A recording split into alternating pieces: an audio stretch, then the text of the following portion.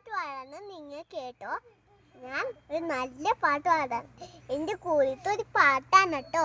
എല്ലാവരും കേൾക്കാൻ. Hello guys, ഞാൻ നിന്ന് പാട്ട് പാടാണ്. എൻ്റെ സെന്റ് തോമസിൻ്റെ പാട്ട് പാടട്ടെ.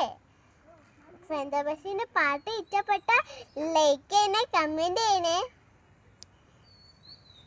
ജനമണി ആദന ജനക പാദന പാദന ദാദാ പന്തം ബുസിന്റെ ദുജജ കുകമ ഉച്ചത നിന്ന